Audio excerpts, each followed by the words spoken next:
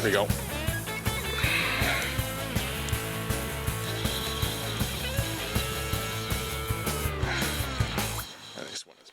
Hi, Peter Charles here, folks, fly fishing.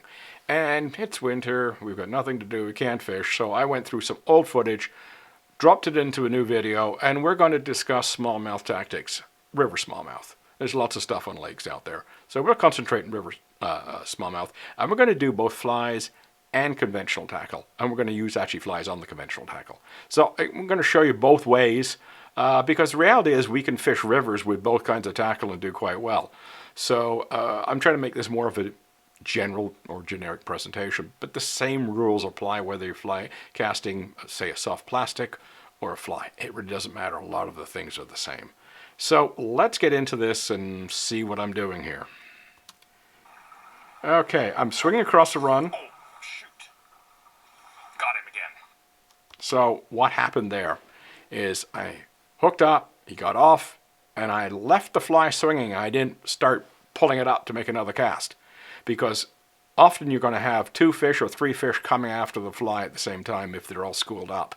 And the other thing you can have is, I've had this before, even though you've briefly hooked up that other fish, you'll still come back and hit it. And I've known that because the fish I got in had a blood spot on both sides of the mouth. So obviously it had been pricked in one spot and still hit the fly the second time. So, you know, it's not always the same fish. Sometimes it's another one, but the point of the matter is, as soon as you lose that fish, don't immediately pull up your line. Okay, this is what I was using in this particular scenario. I had that Airflow Bass Musky line, and I had a Bass Bunny Bug. Now, the thing about this fly is when you're fishing it high in the surface column, it's imitating more or less a leech. So you just want to swing it. You don't want to do anything else with it. But if you're fishing it low down near the bottom, it becomes more like a sculpin. So you can be more active. You can retrieve if you're using a spinning rod or strip line in. Just don't do it too fast, because sculpins don't go screaming around the river bottom. But you can fish it like a sculpin along the bottom, which is what I did here. In a few moments, you'll see how we're fishing it low. Now, second thing, this is just like a trout river. There's a foam line going down. In fact, there's 2. There's this foam line here, and there's a second foam line over there, which is a little less noticeable, but both contain fish. So what I'm doing here with this one is I am fishing that foam line by casting across and swinging across. Come back. Here I'm doing it again. I'll just back up there for a second. The presentation here is just below the surface, and as we go forward, you'll see that the fish breaks the surface when it hits the fly. It shows you how close it is to the surface of the water. And when we're fishing, you know, sinking flies on floating lines and we're swinging them, I think a lot of us are under the impression it's about that far down, or even deeper. No, about that much. Especially if the fly is high drag. Even when it's weighted, it'll still be close to the surface. So this becomes a surface presentation, and you have to think of it in those terms. So as you can see, all the fish were hitting like within an inch or 2 of the surface in this case. Here we go. Whoa, this is a better fish. There we go. That other one, that was a nice fish. And I landed it too. Okay, so I've just finished saying this. They're all occurring around that foam line. And the big fish was on the smaller foam line on the far side. You know, they were not in the middle. I didn't get a single hit anywhere between those 2 foam lines. It was always onto the foam line. Another one. Now I'm fishing the same fly, same technique, only with a spinning rod. The difference is it's deeper. I'm running, because I've got a modified Carolina rig, it's near the bottom, so I'm a little bit more active, and I'm doing a slow retrieve, and I'm swimming that fly across. So it's the same run, just from the other side. Now I've moved down river. It's a totally different run, different characteristics, and I've changed flies. I've gone to my brown trout Weimer. And because it's a minnow pattern, I'm fishing it far more actively. I can fish it upstream, downstream, fast, slow, swung, stripped, it doesn't matter. It's a minnow pattern. You can get creative with it, which is what I do. Here, same Carolina rig I was using before. Hello. another one about the same size. They're all about the same size, about a pound. So this is my brown trout weimer. It's caught a bazillion fish for me. And I've got a number of videos on it. I've got an improved version and a regular version and a tube version. And they all catch fish. They all work. And I'm using this modified Carolina rig, and you can see the bullet weight right here. So that bullet weight's on about 6 to 8 inches of stiff mono with stoppers and swivels and what have you. I've got a video on how this is rigged up if you want to do it.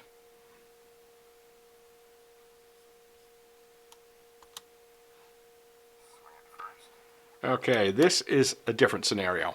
I'm out there with an IMX Pro Screamer rod, and I'm using an intermediate line with the brown trout weimer. This is an airflow beach line. I swing and strip it, and because it's an intermediate, it's down deeper. And in fact, depending on how I handle it, I can get it very deep.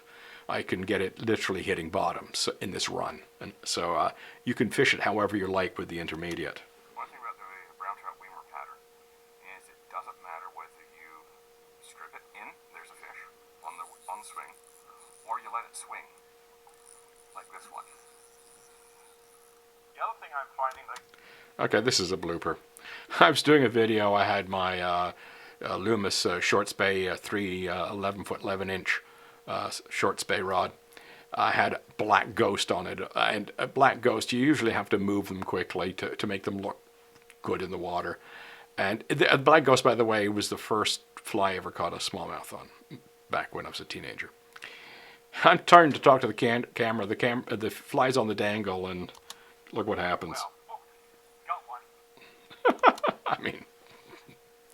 I mean, I wasn't even fishing, and I'm just talking to the camera, and I got a fish. You can't get better than that. Okay, totally changed river. We've changed line, we've changed rod, and we also changed fly. And the presentation is considerably different. This river gets a lot of pressure. It's pocket water, so the features are small. They can be quite deep, but they can be small, and you can't get too close to them because you'll spook fish.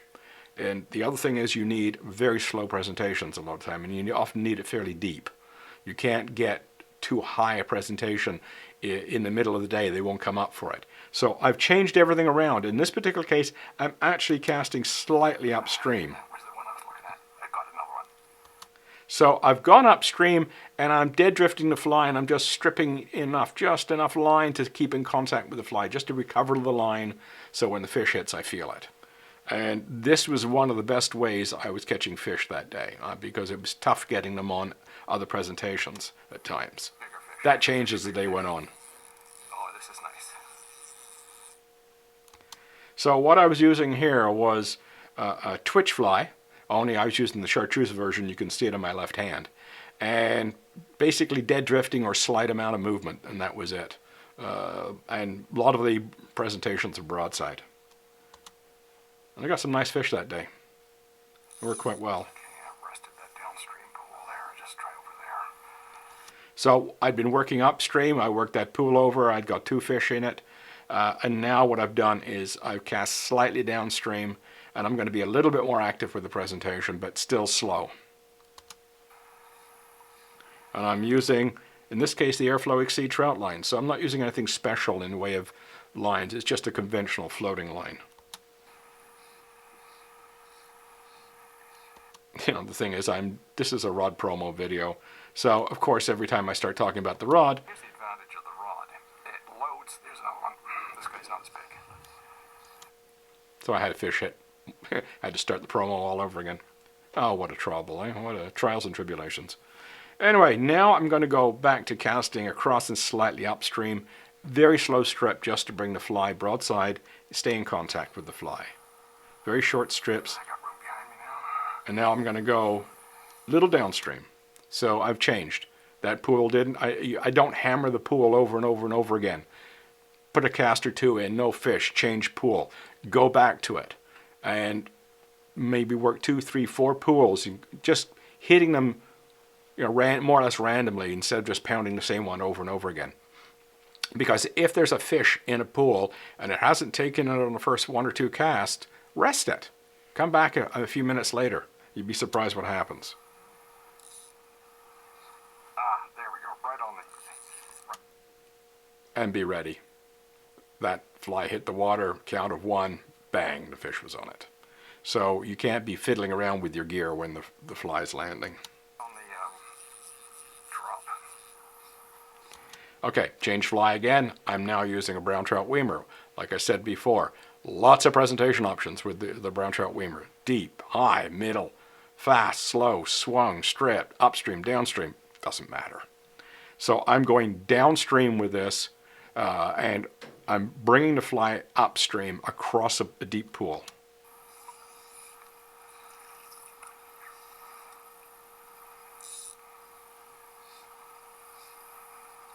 There we go.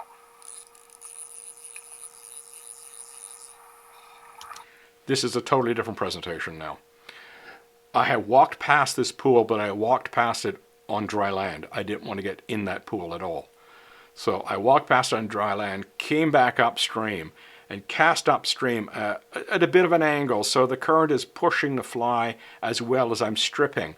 And one of the things I'm doing is my stripping speed is just ever so slightly faster than the current going downstream. So the fly is staying level and moving. One of the benefits of the weimer, it looks good moving very slowly. And it's just moving very slowly downstream with a little bit of an angle. It's just sort of sliding across the current. And it worked like a charm. Oh, there we go. Whoa, nice fish. So, there's a sample of the tactics I use. And the thing I want you to keep in mind is I'm very cognizant of the depth the fly is working at, what is the nature of a fly, what is it imitating, and what is the best presentation for it.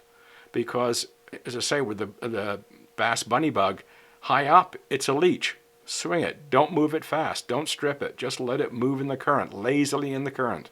Even if it's a slow current, just let it move lazily. That's how leeches move. They don't go tearing through the water. But when it was down low, I could use it like a sculpin, which means I could be more active. And to say with the twitch fly, which is more of an insect-like thing, it's smaller, so I'm casting upstream or cross stream and letting it dead drift with a bit of movement. And I don't strip. It's like 1, 2, stop. 1, stop. It's very, very erratic, slow stripping and short strips, a couple of inches, 2, 3 inches, that's it.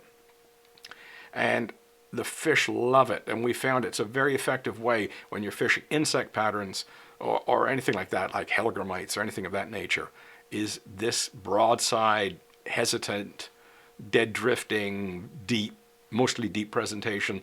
You're not really getting them too often very high up in the water column, and it works like a charm. So give that some thought, whether you're fishing a spinning rod with soft plastics or you're fishing flies. Think about, the depth, what you're imitating, how does it move in the water, how are you going to present it so it looks authentic, and also, is it in the middle of the day, bright sun? Don't go, expecting too much with a fast presentation high up. Often we've got to be down low and slow to get those fish at times. So keep all that in mind, and as soon as the snow melts, let's go fishing. Cheers.